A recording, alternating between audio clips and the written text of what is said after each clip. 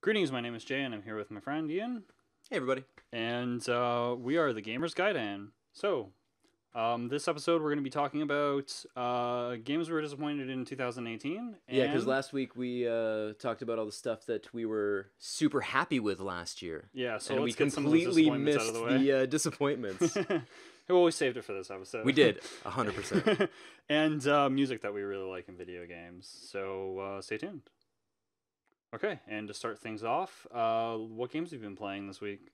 Um, Actually, all your talk last time about Resident Evil 2 Okay. got me wanting to play with Resident Evil 2. So I've Sweet. been working my way through Leon's story. Did you get the deluxe edition or the normal? I did get the deluxe edition, not the huge box with the statue of Leon. Yeah, that was only available through EB, I think. That was, and it's. Anyways, I'm not gonna. That's a whole other story. But no, I just the regular deluxe. It's Cool. the extra costumes are super cool. What costume are you using? Noir. Oh, cool. Yeah, I used the new costumes. Yeah. Okay. Yeah, at least that's what I've been using for my playthrough of Resident Evil for Leon, because I'm halfway through that one. Well, what else have you been playing besides Resident Evil? Some Ace Combat 7, Okay, cool. which Yep. super fun. I actually haven't done any of the VR missions yet. Okay, yeah. I've But- only done the VR mission and was really bad at it because I think the last Ace Combat game I played was like in the PlayStation 2 era. I don't remember what number it is, and it's like no instructions in VR.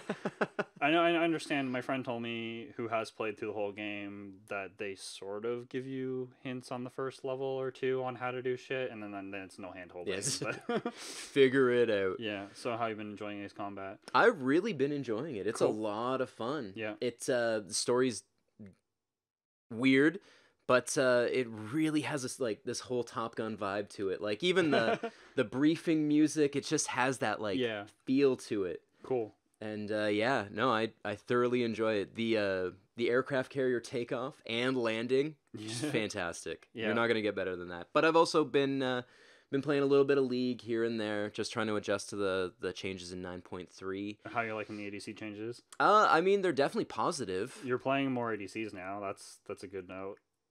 That's true. Yeah, I'm playing against more. I always only played marksman, but yeah, Right, no, but you're your playing Champion pool against is more larger of now them. because you were playing like 2 champions, and now That's true. it's like you're playing 4. I just play whatever. I'm like, okay, fine. As Everything opposed to builds me, the who same I've only now, been playing anyways. Zyra. Yeah. But yeah, cool. Have the nerfs hurt you at all, or Apparently, you just haven't seen it? the trading stance and basically longevity of my abilities is different, but because Zyra is a very burst mage and I'm fairly good with her, it doesn't affect me as much. Okay. So I still think it's fairly relevant. As you know, I've still been playing her, and we've still been winning matches, and like I played some ranked games, and the one night we went 3-1 with my one friend, and that was pretty good. And he was playing his off role too, so Nice. but yeah, so it's affected like the amount that I attack people, but not anything else. Everything else is still the same. Okay. Yeah. Well, They what? changed her mana regen, in case anybody's wondering what the hell I'm talking about. She doesn't gain as much mana as she used to. Well, what else have you been playing? Let's see. I continued to play Tetris Effect for PSVR. I had played it a few weeks back, and I played through half of it, and then I played through the second half just over this past weekend. Okay. So I beat that. It was really cool. Yeah? It was really neat how you make music in the game by like moving the pieces, and it like make sounds and stuff like that that goes with the backbeat in the Oh, actual interesting. song. And like there's a windmill level where you hear these like wind effects, and whenever you move the piece you hear the windmills turning, and then it kind of makes its own music. It's really Weird. cool. Yeah, it's made, I'm pretty sure it's made by the same people who made Luminous, and if you play that game, Okay. it's similar. Yeah. If it's not, then sorry, but but it's very similar to like Luminous for the PSP. Yeah. So I've been playing. I played that and I beat through that. The last level was 90 lines, and it kept on changing the speed to like speed 1 to speed 8 to speed 14 to speed 9 to speed 1, and I was so in the groove that I didn't even notice. I beat it on Oh. my first try. It was pretty cool. Yeah. Yeah. So I played that. I played Netflix Black Mirror Bandersnatch. Very Okay. reminiscent of the old like FMV games. Yeah, it definitely was a game. I thought it was cool. Yeah, I got the ending where. Wait, no spoilers. Okay. Just in case. All right. Play it. Even if you have a bad taste for FMV games, it's done a little better.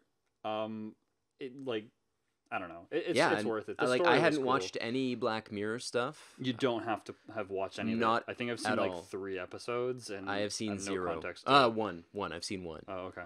But Yeah. And I'm now halfway through. I slowed down on Resident Evil 2 because I beat the Claire story previously, and now I'm halfway through Leon's campaign. okay. I'm about to solve the chess piece puzzle in the sewers. So that's where I am with that. I'll probably play it again during this week, but it depends on how busy I get. Yeah, and that's what I played over the last week. All right, nice. Cool.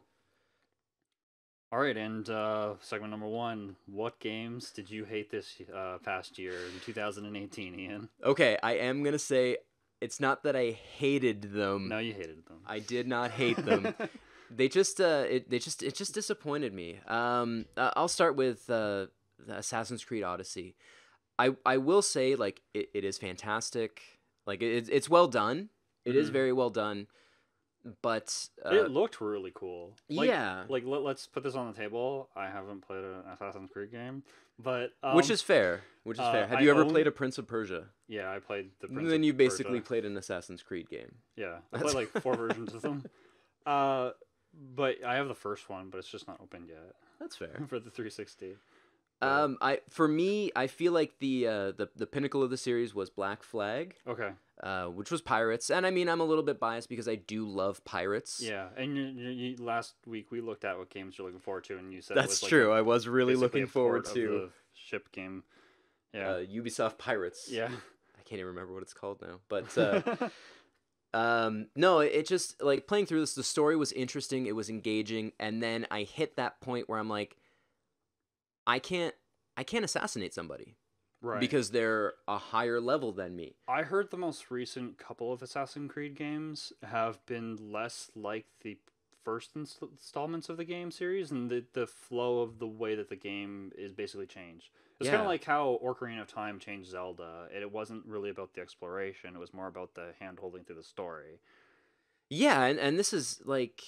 It feels like they're making the game artificially longer by making you have to go either like grind for experience or pay for ways to make your character better. And it's to me like the necessity for the microtransactions or the necessity to grind in an action title. Yep. It's just not what I'm signing up for. You know, I don't know what you want in a game. I don't mind signing up for a 40-hour campaign in an action game if it's engaging and fun. Yeah. Because the other Assassin's Creed titles have been long. Oh, okay. But this is just it's unnecessary. You know, I don't want to have to grind to level up like so I can go back and now I can assassinate people again. Yeah. To be fair, I think I understand where you're coming from. Because, like, if the new Tomb Raider series games were, like, 40 hours long, I probably wouldn't play them. And I love those games. Yeah. But, like, 20 hours, give or take 5 hours, is a great length for those style of games. Exactly. Same with, like, Uncharted. Like, if Uncharted was a 40-hour game, I, like... Mind you, I'm saying this where I played 1, 2, and 3 back to back. I wouldn't mind jumping in knowing, okay, this is going to be 40 hours long because there's all this extra fun stuff you can do. But if you want to just plow through the main story, you can get it done in, 15, 20 hours. That's fine. If I wanted to just play this for the story, that's going to take away from it for me because I have to grind to get to a level. It's disturbing too much of the flow for you. Yeah, it just kills the flow. And really, that's what ruined it for me.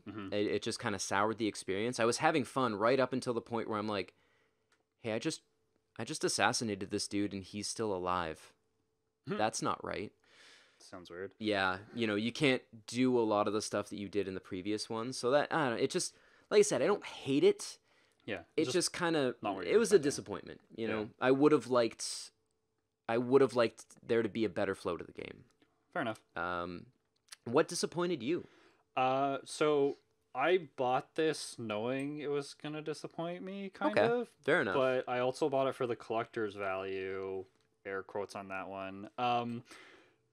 And I haven't even opened it. But the PlayStation Classic, I pre-ordered it, paid full price for it, and it like Ooh. dropped in price to 50% off like 2 or 3 weeks later. Yeah, very quickly. Very quickly. But yeah, I bought it because I just thought it was a cool collectible, and I think I own like 4/5 of all those games anyway, with like proper upscalers and stuff. So like, really, what am I gonna get out of it that I don't already have? A But smaller version of a console. yeah, essentially, and it's like the same size as the PS1. Like the you remember that little tiny? Yeah. It's like the same size almost. Oh. It's a bit smaller, but like yeah. Anyway, so that was my disappointment. I can see why that would be Yeah, disappointing. I didn't mind the game list. It's just like everybody's talked about this to death on YouTube already, but like yeah, like they did it wrong. The EU on a North American console and all that stuff. When I figured that out, I was like, okay, I'm just not even opening it. I'm just Yeah. gonna keep it in the box. It can go on a shelf. It looks pretty. It looks like the original packaging, which is really cool. That is super cool. Yeah, like the back is a little bit different and stuff like that. But yeah, and that was my first disappointment for 2018. What was your second disappointment for 2018? And I'm really surprised by this one. I just want to put this on the table because you were like enjoying it. I and then really heard was. nothing I about was it until I super asked you about enjoying your it. disappointments for this year, and you labeled this game. I was just like, what? Anyway, go ahead. Octopath Traveler Okay. for the Switch. Yeah. I was so excited. Yeah. I And went. You even got the special collectors like Yeah, I pop-up book went thing. because I went looking for that and I couldn't find it. I couldn't even find the regular one. It sold out like everywhere immediately. Yeah, I believe even Amazon was out of stock for a while Yeah, for even and the regular edition. I was like, it had released I think the day before, Mm-hmm. and I was kind of sitting around and I'm like, and I kind of looked. I took a look on Amazon and actually the Amazon.com had a copy of the collectors, and I'm Okay. like, all right, sure.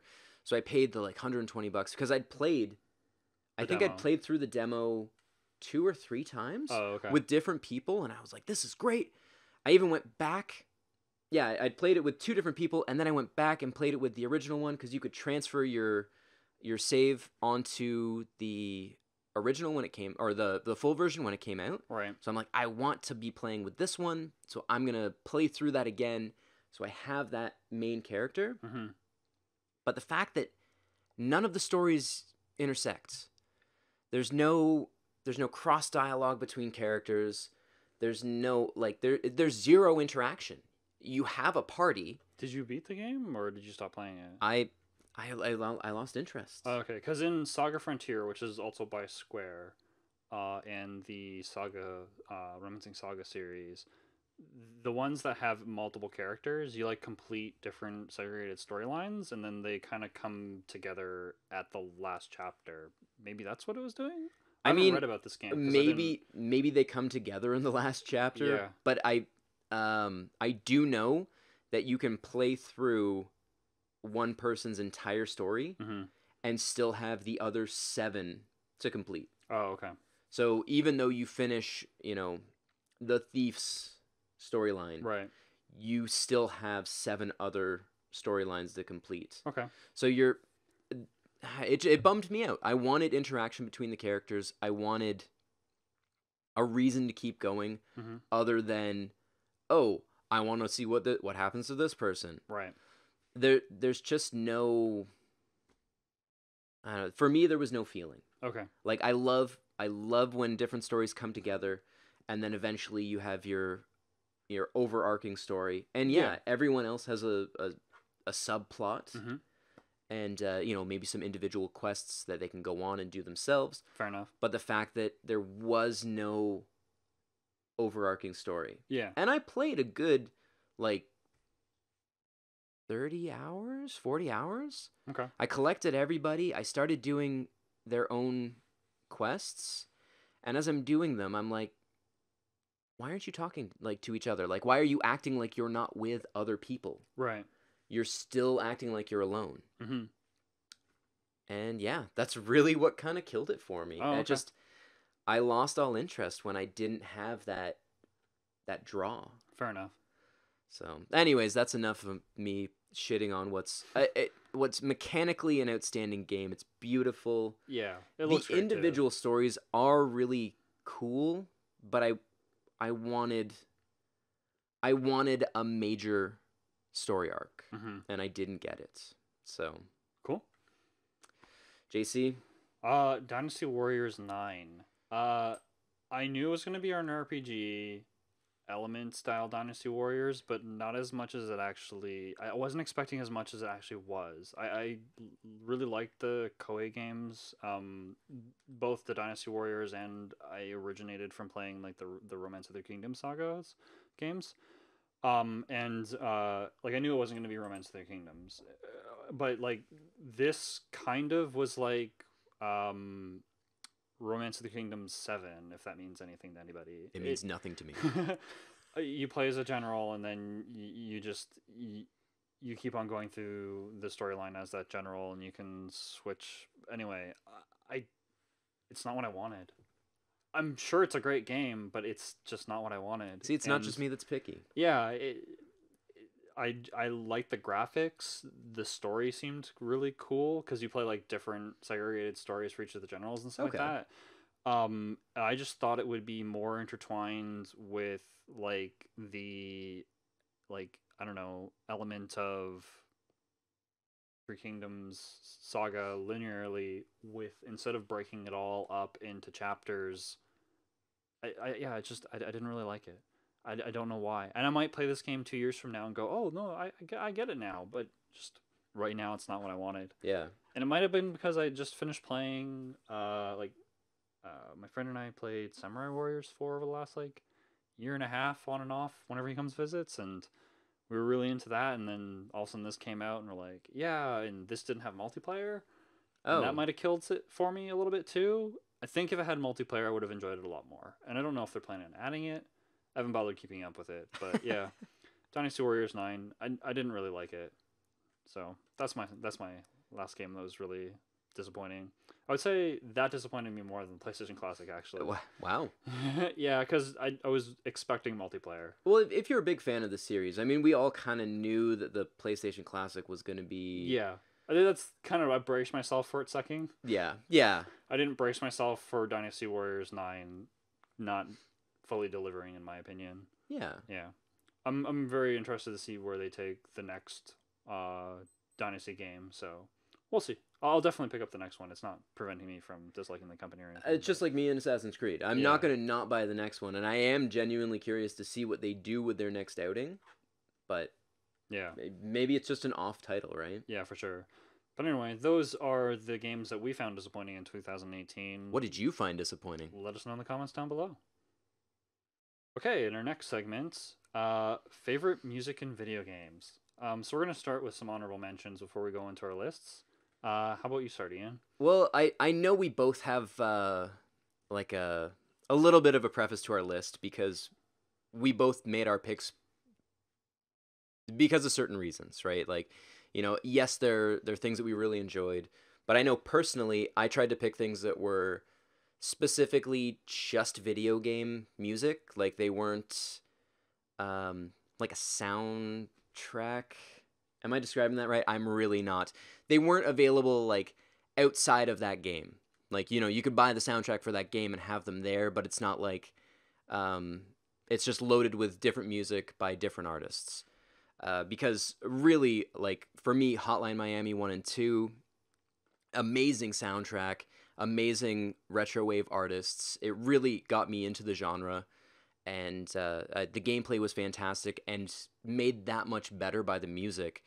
But they're all fantastic artists. Yeah, you know, it's not a composer who sort of put together this beautiful piece. And I mean, the Tony Hawk Pro Skater games, particularly 1 and 2 for me, like they totally changed my my musical tastes, especially at the time, like through like middle school and into high school. Like they really got me into like punk and ska music. And okay, cool. That was sort of the... I actually wasn't aware that there was ska music in the Tony Hawk games. Tony Hawk 2 had Goldfinger. That was like... Superman was like it. And they were, I know they're, third wave ska, and they're not really like old Yeah, school, but it's still like it's a branch of it. they're a great band, and it really got me into that music Cool. and just I guess the skate culture, Right. which was huge at the time. But yeah, Yeah. like that's why I didn't add things like that, which I do love, Hmm. but they didn't go into my list strictly because I wanted to focus more on stuff that was video game exclusive. Fair enough. JC, Um, preface your list. okay. My honorable mentions are the many RPGs out there that we all know and love that are done by the companies like Square, BioWare Games, all Game Arts, many, many more. I listen to them all the time. This is what we listen to in the background whenever we're playing Dungeons and Dragons, my group and I. And Ooh. yeah, it's just it's great music. There's no question about it. But those are my honorable mentions. Yeah. So I didn't pick any of those games. So you're not going to hear Final Fantasy VII from me, even though I love the soundtrack. Or It's a Final great Fantasy soundtrack. Tactics. Yeah, or anything there like Dragon Age, for example. Yeah. Which also kind of like the second one also really blended in well with the story and the emotion of the game and stuff like that. Oh, absolutely. But I didn't put it on my list, so I'm aware of them. So yeah, so let's go through our actual list. Ian, do you want to start us off with? Yeah, absolutely. After JC just said what he said, first on my list is Final Fantasy VIII. Love that I went. soundtrack. It's an amazing soundtrack. Yeah. Particularly the title track, Liberi Fatali. I think that's how you I pronounce think it. I messed that up, but flame me if you want to. That's okay. That there's just something about the opening cinematic. It was beautiful. And it goes with the beat of the cinematic, like, so well. Like how Yeah. Squall gets cut in the face, and like the whole like infantry symphony just changes like their tone at that point, and it's just like, whoa, like what is this game? Yeah, it's just like, cause like, okay, for me growing up, I had a Sega Genesis, so I didn't. Yeah, we're kind of the same that way, but I didn't really get into like a more traditional RPG until Final Fantasy VII. Really, that was Oh, okay. my first exposure to it, and I kind of stumbled upon it. When I Like through friends by accident. not even I rented it. I'm like, oh, this looks kind of neat. And Oh, like, cool. dude with a big sword. That's Sure, I'll give it a shot. a cool way to get into RPGs. Yeah. And it really grabbed me. And this was kind of the first one. Like, I knew it was coming out. I was excited for it, and then putting it in and watching that opening cinematic, and you're just like it's so different from Yeah. 7, because 7 was a lot more of the kind of like chibi characters. Mm-hmm. They're kind of cutesy, a little bit super blocky. Yep. Whereas this was much more realistic. Yeah, they definitely went for a different style change. For Yeah. sure. Yeah, they totally amped it up, and I know that that's a big reason behind like the huge divide between people that love 7 and people that love 8. Like, I do appreciate 7, and it is fantastic, but for me, the PS1 era Final Fantasy games, 8 will always be my favorite. All right.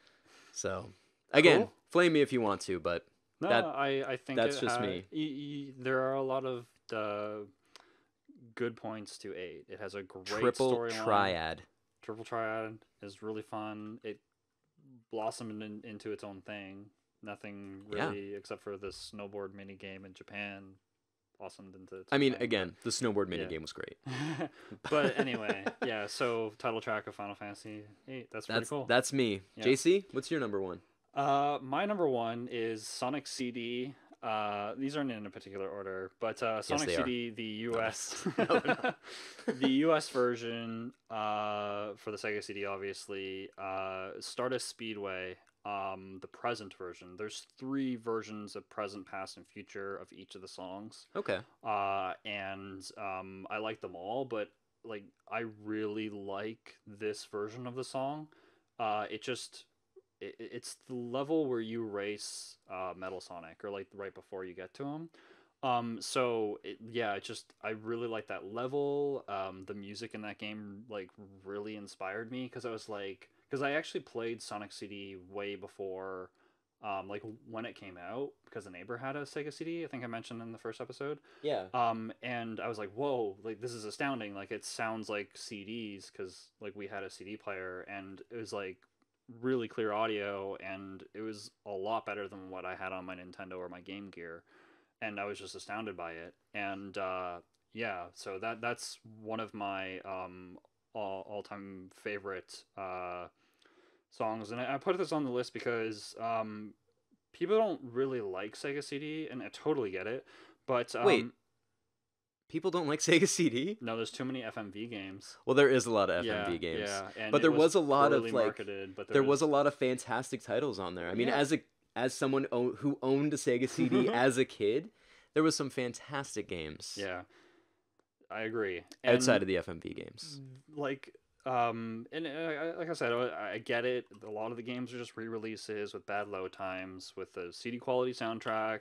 Examples are Mickey Mania or Hook, and I was personally optimistic about it because I was like, if they could do this, how much longer can the games get? And then like years later, Final Fantasy VII came out, and the whole advertising campaign for that was like, we can't put this on a cartridge. Fuck you, Nintendo.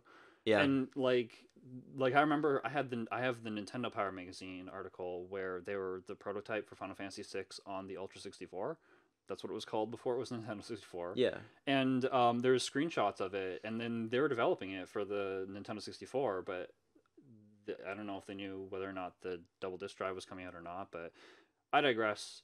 Sonic CD, Stardust Speedway. Yeah, it's been my ringtone for like 6 years. So, Wow. Okay. I mean, whenever I got a smartphone, that was like touchscreen, which is like, I the first Android phone, I guess, first Android phone that I bought, was about 6 years ago. I just played around with it and added my own ringtones and stuff like that, and it slowly became that. And then I was just like, oh, okay. And it's just I've never changed it just because I really like the song. So, all right. Your number two? My number two. No, in no particular order. Scars of Time from Chrono Cross. Again, another title track. I'm pretty sure they're not all title tracks. That could be wrong. But no, they might be. they very well may be. I know they all aren't because there's a couple in there that couldn't be. But yeah, again, I remember Chrono Cross coming out.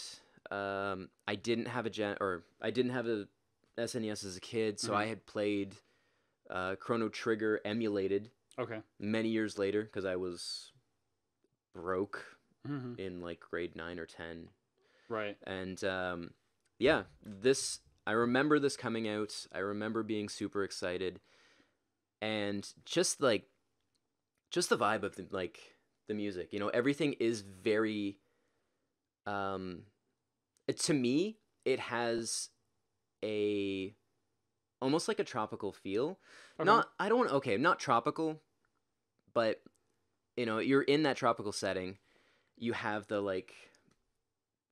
bright blue waters, and you know, the lush vegetation, and yeah, it does have like kind of like a Central American sort of vibe with the like. I listen to a lot of Jesse Cook. Okay. And it does have a little bit of that like kind of rumba feel to it. All right. You know, with the acoustic guitar. Type of instruments that they use. Yeah, you know, and it's just like... Yeah, a lot of the soundtracks that Square does are very inspired by like different themes that the composer uses for like I'm going to use this set of instruments and stuff like that. Yeah, and they really went for this like different sort of feel for it, because the soundtrack to me didn't sound like anything else at the time, and I will still listen to Scars of Time whenever I get an opportunity. I have like 4 or 5 different versions of it. Oh, cool. On my phone, and anytime we go see video games live, and everyone's like, "Oh, what do you want to hear?" I'm like, "Scars of Time." They better do their like Chrono Trigger, Chrono Cross medley, or I'm going to be disappointed. I know they do it every time, Yeah, but I've seen them once or twice, and I'm pretty sure they did it both times. I think I've seen them like 5 times now. Wow, cool. And they have done it every single time. But the one time they don't do it, I would be so crushed because just the like, they do a little like slow down Yeah. from their Chrono Trigger into Chrono Cross, and they kind of sit down with the acoustic guitar and just like start playing. They usually have someone playing like a flute, Hmm. and it's fantastic. I can't say enough good things about that song. Yeah. Yeah, the Chrono Cross soundtrack is very, very good. The Chrono Trigger one is good as well, but this one just had like I'm pretty sure they planned that game to have great music, whereas Chrono Trigger just happened to have great music. You know what I mean? Yeah, I mean that's kind of the difference between the like I guess the 16-bit. 16-bit era and the 32-bit era. Yeah. You have that, like you were saying, the CD quality sound, Yeah. whereas you didn't have that before. Hmm. So I think a lot of the earlier generation music, even though I there's so many amazing uh, composers Hmm. who made great music on the 16-bit consoles, the 8-bit consoles. Yep. I feel like a lot of that was accidentally amazing. They were going out to make good music, Hmm. but the fact that some of it is just like outstanding, Right. it couldn't have been predicted, right? Anyways, we're going off on a different point. JC, number 2. Okay. So my next in the list is Bucky O'Hare on the Nintendo Entertainment System. Bucky O'Hare. I love that game. I have no idea how people didn't know about it until like the internet, basically. You don't know how people didn't know about a sort of obscure cartoon character. Oh, the game was so cool. It was by Konami, and it was advertised in Nintendo Power at least, and yeah, it was a really good game. Specifically the song Red Planet. I also really like Escape though, which is the soundtrack that's right before the end boss of the game. Okay. But this game is known as being like really hard and like brutal. You have unlimited continues though, and it's just some of these games can get really repetitive, and the soundtrack for this game period is just it gets me motivated to play the game. It just it's so catchy and fits it so well somehow. It's just really well done. And I specifically like Red Planet the best. I had to listen to the soundtrack a few times before I was like, no, it is that one, because I couldn't determine whether or not it was like one of 3 songs. But each planet you rescue a person, and it has its own theme and it has its own music, and it's very distinct. Every level that you go to, it all sounds the same, but they're all very distinct soundtracks for those levels. Okay. And it fits with the pitches of the sound fits with the actual sound effects of the game so well. Interesting. And I just find that it had to be on purpose. And I looked up the composer. They didn't do anything after this game, and I have no idea why. That's really weird. Yeah. But the soundtrack for this game like just has always amazed me. It's probably one of the best NES soundtracks that I've heard. And there's other ones that are great examples. So right, like Silver Surfer is another actual example that's pretty good. Yeah, that is a fantastic soundtrack. It's a fantastic soundtrack. Kind of terrible game for its brutality, but yeah. And interesting Bucky O'Hare side fact: the director of this game actually, after completing this game, left in the same year, left Konami to go create Treasure, and is the director of games such as Light Crusader, which is an amazing RPG and also has an amazing soundtrack.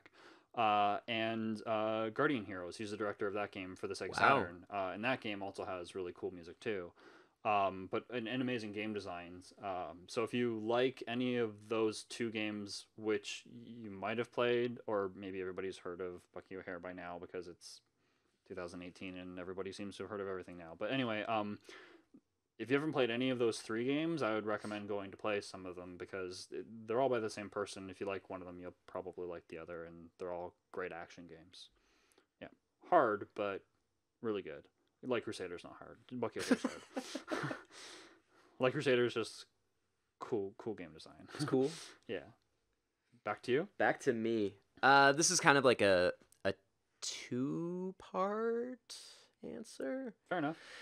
Parappa the Rappa. Yep. Is it the first level? Kick, punch, it's all in the mind? No. Teacher, No, actually the second level, Oh, okay. Instructor Mussolini's car rap. All right. I don't know why the second level in particular is my favorite. Yep. She's super sassy. She's everything that I would have wanted in a driver, like a driving instructor. Yeah, she's fantastic, and it's just like I could play that level over and over again and not get sick of it. And then in the same vein, done by the same director and kind of composer, because he did a lot of the music between both of them. Yeah. Fire from Jammer Lammy. Yeah. Which is just so funky. Yeah, you sent the song to me, and I was like, "This is really good." Like, Yeah. I was surprised because, like, I'm pretty sure I heard of the game before, but I recognize the artwork, but I don't think I've ever played it, or if I have, like, it's been so long since You I are played missing out probably of old ass rhythm games, the Parappa the Rappa games, both of them, and I've played Jammer Proper Lammy. Rapper. Like, I've played that game. But you've never played Jammer Lammy? No, I'm pretty sure I never. It's it's just the same, but instead of like rapping, Mm-hmm. she's a guitar playing lamb. Right. Yeah, front woman for her sweet band Milk Can. And yeah, I know it's so like of the time. Mm-hmm. Like it screams the like mid to late 90s. Yeah. Everything about it is just so like then. Yeah. You know, you've got the artwork the baggy does look like pants. some of the like late '90s Nickelodeon cartoons too. Well, it was actually like a North American dude, Mm-hmm. like artist, who Okay. did all of the work. He was just he was really well known in Japan. Right. So the director / like composer met this guy, and they kind of worked on this together. Cool. And Parappa is actually like a bit of a play on the like Japanese for paper thin, Oh, okay. That makes or sense. something similar to that. But Yeah. it's to do with the fact that they're like Like paper. paper dolls. Yeah. Yeah. But That's yeah, cool. man, both of the like all three of those games are just insane. The music is ridiculous. The rapping in Parappa the Rappa is amazing. Yeah. The third game being Proper the Rapper 2. Yes, the Yeah. third game being Parappa the Rappa 2. And Jammer Lammy, if you enjoy guitar, they just like they go through so many different genres. Mm-hmm. If I hadn't played any of these games, which one would you recommend the most for me to go back to if I was going to play one of them? Ooh, that's real tough. Well, I mean, it depends what you're into. Like, if you do enjoy like, more of the like vocal centric music, Mm-hmm. Parappa the Rappa for sure, Mm-hmm. because it is. I mean, it is a lot of rapping. Yep. But if you're more like, you know, into like rock music and stuff like that, Jammer Lammy. Okay. Yeah, she just shreds on whatever. It's a lot of turning things into a guitar in her head Oh, okay. and then rocking out on it. I think she plays a baby at one point. I think. Very It's weird. been a few years since I've played Jammer Lammy, but I'm pretty sure she plays a baby. All right. But yeah, that's yeah. Parappa the Rappa, Jammer Lammy, outstanding. Cool. JC? Phantasy Star Online for the Dreamcast and GameCube. Specifically the song Pre-Notion, which is the song that is played while you're creating a character. Oh. So it's only heard in one spot, and I just love that track so much. It set me up for like playing this game. It was the first MMO experience I ever had, and well, Sorry. I mean, without that game, we probably like wouldn't have much of the online console multiplayer stuff that we have today. But we probably would have, you could argue, but I'm regardless, sure we would have. But I mean, still, like it's very much.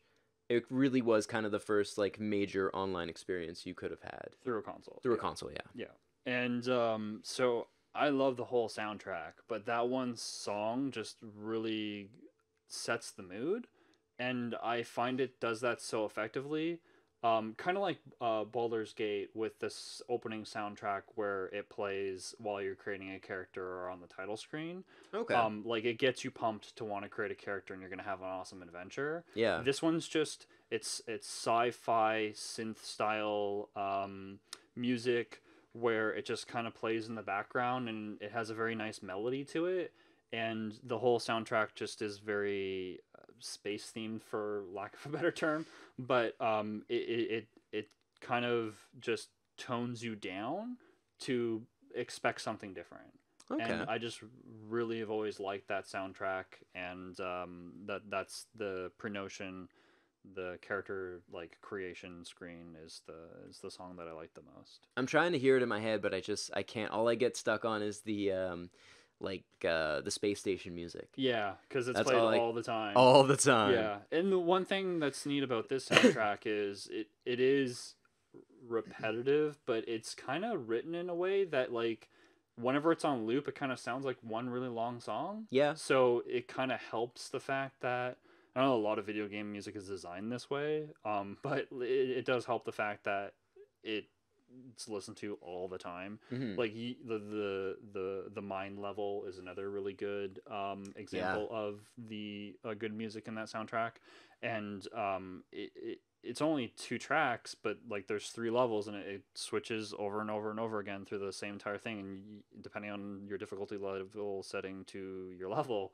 it's going to take you 20 minutes to an hour to complete an area. So yeah, You're going to get pretty familiar with that song. And it's great background music for whenever you're playing like sci-fi or tabletop RPGs or something like that, or if you're playing like X-Wing, the tabletop game or something like that, or whatnot, to get away from just Star Wars constantly or something. You mix through, throw some Star Trek in there, see if people rage. But yeah, Phantasy Star Online, Dreamcast and GameCube versions, pre-notion song. Back to you. Back to me. Katamari Damacy. That's a really cool game. Yeah, and it's an amazing soundtrack. I don't think I heard J-pop until that game. Well, they picked J-pop vocalists. Yeah. And particularly ones that people hadn't really heard from in a while. Mm-hmm. Which is super weird. And then that's not true. I heard some J-pop through anime, obviously. They picked them, from what I'd heard, they picked them based on or they picked individual people based on lyrics that they wrote. Okay. And then they did the music afterwards. It's just so strange. But Katamari on the Rocks, which was, I feel like, the first stage. Okay. It might have also kind of been the like title music again. But also Lonely Rolling Star. Okay. It's another great song. Like all of the songs on that are just ridiculous and great. Like they're fun, they're upbeat. Yeah. And the game's gained quite a cult following too. Like it's not in the normal lexicon. Like they're not pumping out games every few years and stuff like that. And no, you only have like 5? I think 5, yeah. If you're including, I think that's including the new one, which is just a remake of the first one. But yeah, there's only, you've got 2 on the PS2, 1 on the PSP. Those are 3 I have. There was 1 on the Vita. Oh, okay. I don't have a Vita. So. There was 1 on... Was there 1 on the 360? There was 1 on the 360 and... probably have that one. 1 on the PS3? Okay. I think. Yeah, Beautiful Katamari was on the 360, and then there was Katamari Forever on the PS3. Okay. And then they put out like I think a mobile title that kind of morphed into the Vita. Right. Touch My Katamari. Mm-hmm. Yeah. Again, the back touch. Always amazing titles too. Yeah.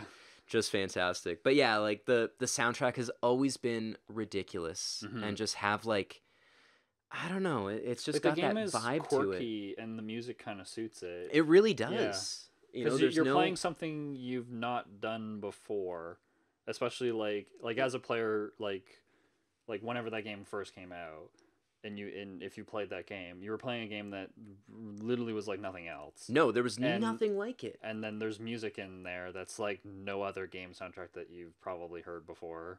I So I remember going to, I think it was like a EB mhm. or Electronics Boutique, because that's what it would have been at the time. Yep.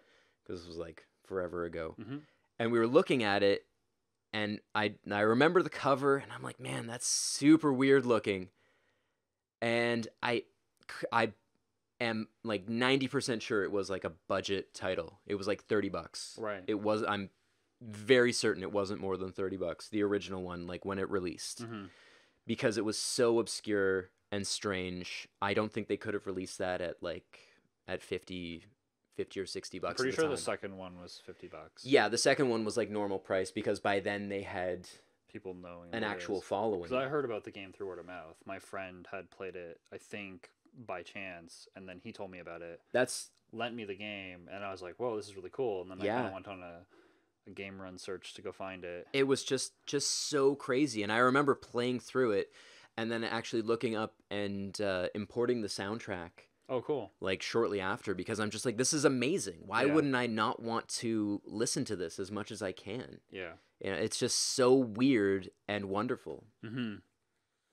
So, Katamari, if you haven't played it, do so. The Switch version is, I've heard, okay, but That's the latest way to get it. it's the latest way to get it. If you can find a copy Is it a of PS Classic game store as well? Because that would be a new way to get it too. I'm pretty sure it's a PS Classic game. it might be. Yeah. Yeah. Yeah. It very well could be. We Love And- Katamari, the second one, Yeah. is definitely the way to go as far as like gameplay wise, because it did have a lot of different things. Yeah.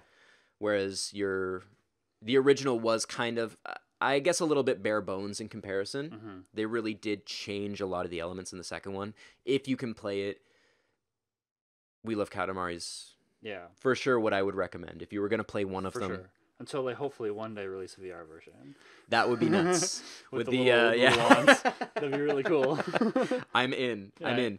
JC, All hit right. me with your next one. My next one, I needed to put a Sega Genesis game on here because I love the YM 2612 sound chip. I just Okay. love Okay. the sound that the machine makes. And I had a few games. I was thinking, okay, the Phantasy Star games are really good. Yep. Sonic is obviously really good music. Oh, amazing. Specifically like 3. I really like Sonic 3.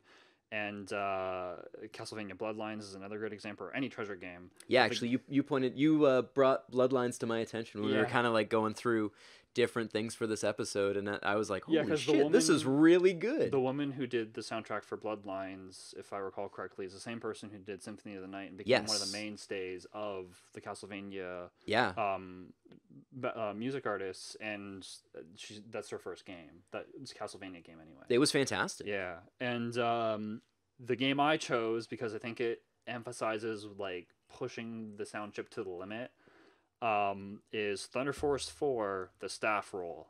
It is amazing. They It is really good. apparently had a really hard time getting the electric guitar to work, and they've settled on the distortion feature of the sound chip, and to great effect. It's just amazing. Yeah. Like it really shreds. It really, really shreds. Yeah, and there's another one that's kind of similar, because like obviously you're not going to hear Staff Roll unless you look it up. There'll be links that are showing up, which you probably have already noticed. But Or if not, just down yeah. there. And then now back up here. Okay, thank you. Now that you're back, Rancor is one of the levels, and that title track as well is really great too. It's got a really good electric guitar in it, and it's a shoot 'em up. It's not the easiest game ever, believe me. Unless you're like your genre shoot 'em ups, then it's just your average difficulty. But yeah, it's also known as Lightning Force in North America, I believe. Anyway, yeah, I had no its name idea. is I didn't different know this before you pointed it out to me. Yeah. And I was just like, when you initially sent me the link to it, the timing was a little bit off, and you're like, yeah, they had a hard time getting the like electric guitar, and I'm like, this is like bass. All I hear is bass, and it it was cool, but I'm like, this is like super bassy and kind of funky. And it was actually the next track after the staff roll. I had to go back, and then we figured it out. I was like, holy shit, yeah, that is real cool. Yeah, yeah. But even what you sent me, like the description to what I was expecting did not line up. And I'm like, yeah, all right, this is kind of cool. Maybe a guitar is going to kick in at some point. It didn't. It didn't. No, it didn't. It was just all bass. But it was still like, it caught me right off guard. I was like, yeah. Oh man, this is like sweet. Yeah, it's my favorite soundtrack on the console if I had to choose one. It really had that like 80s aviation movie vibe to it. Yes, it did. You know, like it it would have, which suits the game too because you're flying a plane shooting tons of bullets at exactly things. Like it would have fit in perfectly in like Top Gun or Airwolf or I don't know, I can't think of any ones, but it was like yeah, I was super impressed. So that's my pick from the Sega Genesis is the staff roll from Thunder Force 4. That's a good pick. And your next one, Ian? I'm going real new on this one. Persona 5. For me, I would say Last Surprise is probably one of the more standouts. But also Beneath the Mask is fantastic, and that's the song that's played at the very beginning, right? No, Beneath the Mask, that's Get Up, Get Out. Oh, okay. I only played. I think there's more to 3 hours, too. And I'm like, I'm not willing to. So missing out. I was like, I don't have 100 hours of commitment time right now. Who cares, man? Find it. It's amazing. Last Surprise is your battle music, and Beneath the Mask is Actually, it's played in the save rooms. Okay. But it's also used in some of the like day-to-day, particular the Rainy Day. Oh, okay. It's kind of your Rainy Day music as well, and just the versatility on that is so cool. Like it works so perfect. Like it's chill in both settings, but with the rain over, like, just over top of it, oh man, it's amazing. But yeah, Last Surprise, I listen to that all the time, and like, yeah, this really got me. Like I didn't pick anything. Its own like art style, its own game design, its own sound design. Yeah, it's like it's so slick. Yeah, everything about it just like oozes style, and there's no like nothing missed on it for me. Nothing. It was just like amazing thing after amazing thing. The music was just outstanding. I actually had an odd experience with this because for some reason, I think a week or two ago, before we'd even talked about this, I got it in my head. I'm like, I gotta listen to that soundtrack, and I spent most of a day listening to it. And then I was out with some friends in that evening, and one of my friends actually mentioned to me, she said, oh, I just started listening to the Persona 5 soundtrack again today, and I'm like, no shit, me too. And we talked for like 20 minutes about how amazing this soundtrack is, and like just the soundtrack. We didn't talk about any of the gameplay, right? Any of the art, anything else. Maybe the menus, because again, super slick. Yeah, that's something that always got me. I'm like, even pausing the game is cool. Like, I'm not cool enough to play this game. But yeah, the soundtrack is fantastic. Take a minute, listen to Last Surprise. It will make you want to beat up demons by shooting yourself in the head. I don't know. Or some other form. Don't do that. Yeah, do not do that. But yeah, no, it's great. I loved everything about it. So yeah, that's mine. JC, cool. You want to finish her off? All right. It's one of my favorite games. I like it for a lot of reasons. Life is Strange, all of it. Like the entire sound choice and background music, whether it's the ambient lounge music in the background or the tracks that they've chosen from specific artists and stuff like that, fit the scenes perfectly. It's like a movie. And that's kind of what they're going for, obviously. Yeah, it does have a very cinematic kind of vibe to it. Cinematic style game where you get to choose your own pathways and stuff like that to one of two resolutions. Like a more interactive Bandersnatch. Yes, like a far more interactive Full circle. Yeah, full circle. And yeah, so the whole game is fantastic, but some specific examples and are for example, like have you played the game before? I played a little bit. I mean, it checks Okay. a lot of boxes for me because I do enjoy, I guess, kind of Yeah. the narrative Hmm. gameplay and the almost like point and click adventure kind of Yeah. So I'm style. recording this in post because Ian hasn't played the game before, and in my notes, I was going over the game in quite a bit of detail about some specific songs and scenes that are really big spoilers. For instance, the end of episode 3 and the farewell DLC in Before the Storm. He knows nothing about the game. So, other than what he's already played, he's promised to play through it. I think he's on chapter 2 the moment of whenever I'm recording this. And he basically has no context. So I was trying to not go through my notes as thoroughly during the recording, and I was fudging a lot of the names of the songs and stuff like that. So I figured that I would just make this and kind of make sure that I got it right instead of getting a bunch of the songs titles messed up.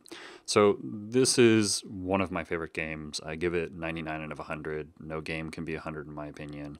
There's always something that's going to be better out there or just close to perfect. Anyway, that's my own philosophy. In a game, it's one thing to have good music and a catchy rhythm or a good tune, but being able to blend and cue emotion with sound is an art. Movies do it very well. The John Hughes films are an example of films that actually do this fairly good for its time period. And the music that he played in the movies with the certain scenes and stuff, you can really get a feel for the characters and their personalities just simply based off of the scene and how it's framed and the pacing with the music.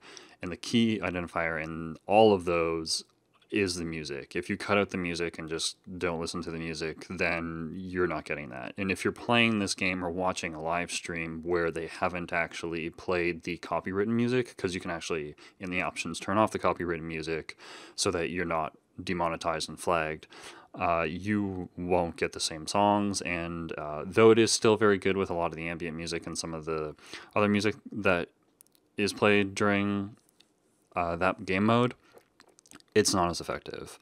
I would say it would be still an 8 or 9 out of 10 versus like a 9.9 out of 10. Anyway, this game is an example of something that I wish came out whenever I was in either high school or early college. It didn't come out until after I had been working for some time. And the series has not only surprised me with using artists and bands that I know, for example, before I played the game, for example, Daughter, Lanterns on the Lake, Bat for Lashes, Wolf Alice, but it also introduced me to many more artists like Foils, Sid Matters, Breton, Ben Howard specifically, and I really enjoy whenever a movie and a show or a game does that. It broadens my horizons on it, and that's kind of what this game did as well. A lot of the music in this game is indie music where the background is kind of ambient and there are some other punky type songs, especially whenever it refers to Chloe or Rachel and Chloe in Before the Storm. And they basically intertwine a bunch of other genres as well. And it's not only indie music, but a lot of it is like indie rock. That's a very general term for the stylistic movie, but most people understand what I mean by that whenever I say that. The Getting into specific examples, so if you don't want any of the game spoiled, then maybe skip the rest of the episode because this will be the last portion of the episode.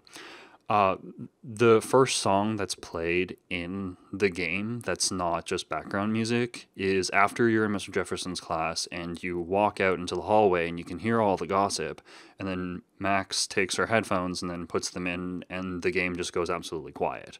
It doesn't immediately go quiet, it kind of tones down a little bit and then you hear nothing, you see the logo Life is Strange, and then all of a sudden music starts playing. And the song that's played there is To All of You. That basically tones out all of the talking, and all you hear is Max's monologue while she's walking through the hallway, and you can look at different objects such as the posters that are for Rachel Amber, who is missing, or any of the different various characters that are in her class, her classmates and schoolmates.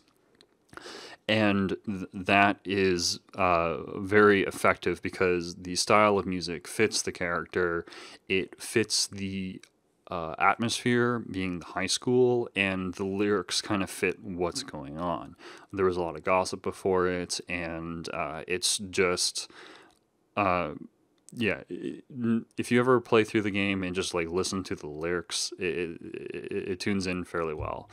And I just find that is a very effective way, basically, to set the tone, because you hear the monologues in that scene of Max and how she actually thinks of each of the characters and her classmates.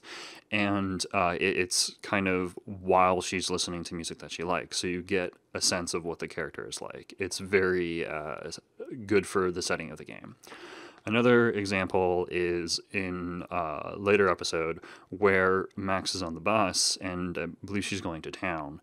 And for the bus ride, she puts on her headphones and they tone out the music again, tone out the outside sounds again, and you can look outside the window and you can skip to the next scene whenever you're done listening to the music and the scenery and stuff like that. But the game does this a lot in all the games, where you can kind of just like sit in front of a tree or sitting on a swing or just lying on the grass or whatever, and on your bed, and just it shows you different scenes and angles of the actual game graphics, which are pretty good.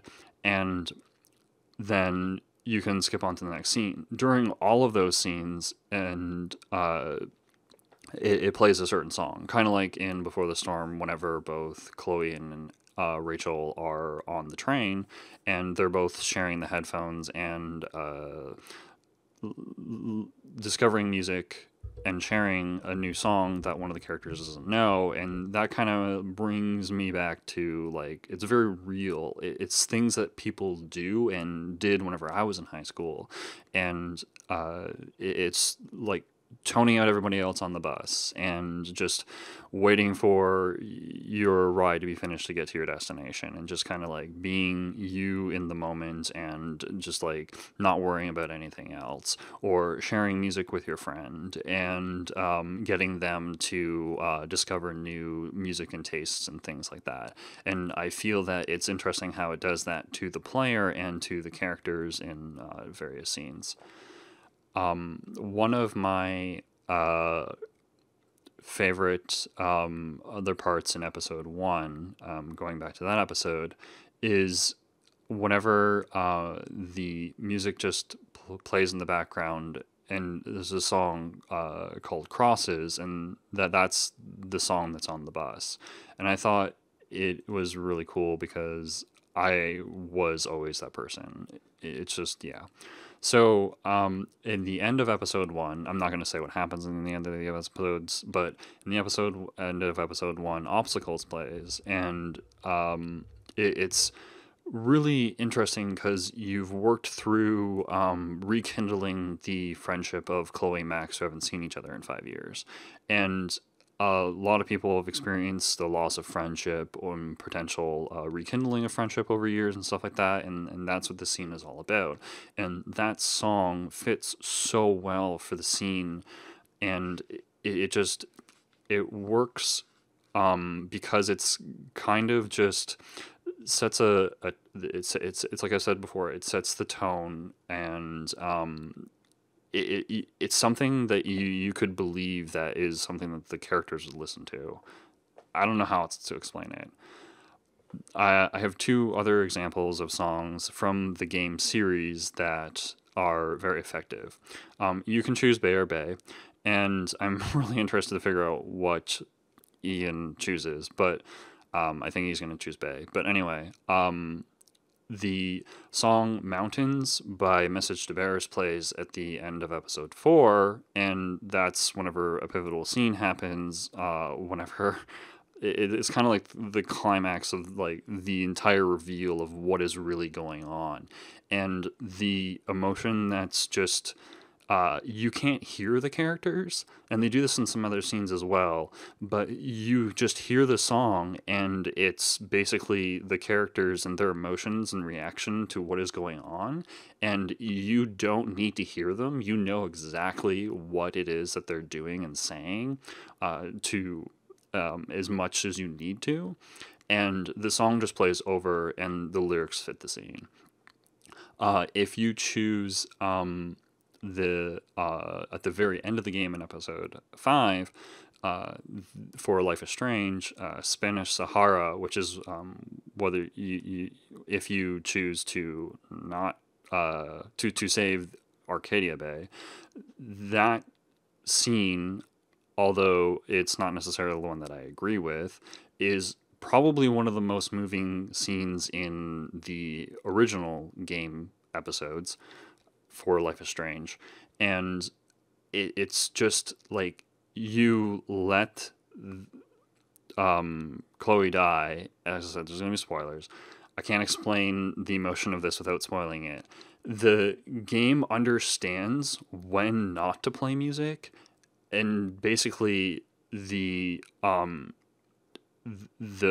events happen, and then all of a sudden you have silence, and you all of a sudden cue in the music at the perfect time. It's so intentional. Like I said, it's just like a movie or a very good drama television show, and it just fills in the gaps, and just with the tune and the lyrics and the scene itself all blend together, just using movie magic, so to speak. And if you haven't seen that scene or don't plan on playing it, and you have enough understanding of like what's going on, like it's a very good song. I'd recommend definitely listening to that song. And then on the inverse of that, if you choose Chloe over Arcadia Bay, then it plays Obstacles again. It's played this song more than once in the game, and it's kind of just like a theme song for, in a good sense, for the whole entire ending and conclusion of the actual. I was going to say film. Conclusion of the actual series for the first Life is Strange game, and it fits just as well as the other potential ending for the choosing Bay over Bay, and it just fits it completely well. The last example that I will say, without a doubt, probably the most moving scene that I've ever experienced in a video game, yet more than Aerith, and the shocking realization that, hey, characters fucking die in video games. Each thing is impactful for their own reasons, but the farewell DLC from Before the Storm, which I mentioned as the favorite thing that I played in 2018 because it came out in February, I believe. It plays a song, Black Flies. I had no idea who this artist was, and you know what's going to happen if you play them in the order that they came out: Life is Strange, then Before the Storm, and then this DLC, because it basically, you have Life is Strange timeline, and then you have the Before the Storm, which happens up to Rachel and the events that happen with that, between Chloe and Rachel, and then you have this before that, and this is whenever Max leaves, and you know what's going to happen. You see it coming a mile away, and it just Chloe's mom comes home, you find out that her father has died, and it's just like, from the car crash, and you've learned about this throughout the whole entire series, and it's like, oh no, this is happening. And you can see them screaming in sadness, and I guess it's a bad way of explaining it, but you can see them weeping in sadness, and Chloe and her mother Joyce, and it plays no music. It's another scene where it knows not to do anything, and then the funeral happens, Max leaves, and then life changes for the both of them. The song plays, and yeah, it's definitely a moment in time. And if you've played through the series, it's definitely one of the best in my opinion.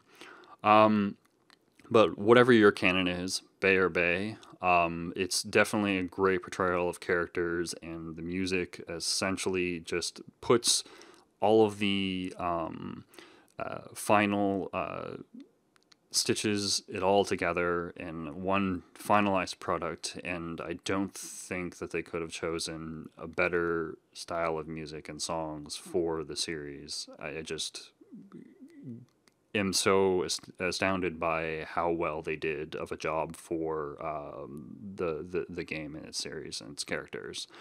So yeah, again, whatever your canon is, it was a great portrayal of the characters. It's